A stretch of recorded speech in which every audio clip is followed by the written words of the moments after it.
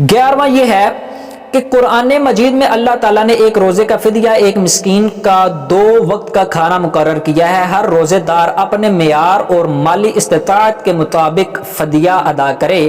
اللہ تعالیٰ کا فرمان ہے، سو جو شخص خوش دلی کے ساتھ فدیے کی مقررہ مقدار سے زیادہ ادا کرے تو یہ اس کے لیے بہتر ہے۔ سورۃ البقرہ کی آیت نمبر 184 ہے۔ 12واں مسئلہ یہ ہے کہ اللہ تعالیٰ نے رمضان المبارک میں مسافر یا عارضی مریض کو عذر کی بنا پر روزہ چھوڑنے کی رخصت دی ہے، لیکن یہ بھی فرمایا اور اگر تم روزہ رکھ لو تو یہ تمہارے لیے بہتر ہے اگر تم جانتے ہو۔ سورۃ البقرہ آیت نمبر 184۔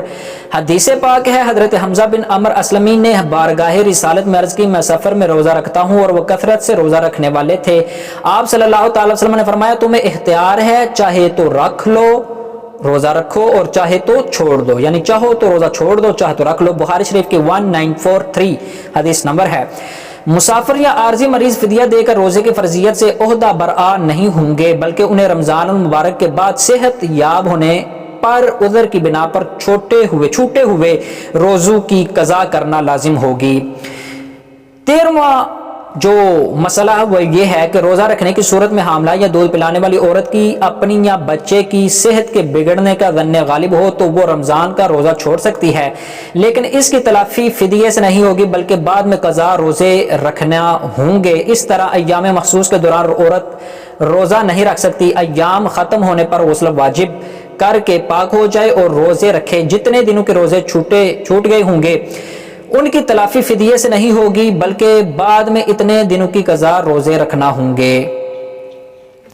14واں جو مسئلہ ہے وہ یہ ہے کہ گزشتہ رمضان کے روزوں کی قضا اس کے ذمہ باقی ہے تو اگلا رمضان آنے سے پہلے اس کی قضا رکھے۔ تمام فقہاء کرام کا اس بات پر اتفاق ہے کہ ماہ رمضان کے روزوں کی قضا علی الفور واجب نہیں ہے، یعنی اسی وقت واجب نہیں ہے، لیکن بلا عذر اتنی تاخیر کرنا گناہ ہے کہ اگلا ماہ رمضان شروع ہو جائے۔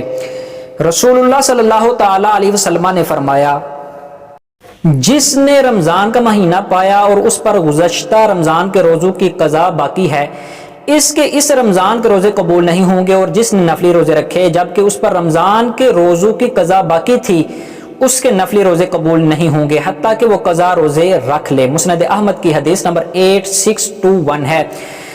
15واں جو مسئلہ ہے وہ یہ ہے کہ جمعہ عمر حضرات روزے کے دوران بیوی کے ساتھ بوس و کنار سے اجتناب کریں۔ اگرچہ یہ جائز ہے لیکن شہوت کے غلبے کے پیش نظر روزے کے فاسد ہونے کا خدشہ رہتا ہے، اس لیے احتیاط کرنا بہتر ہے۔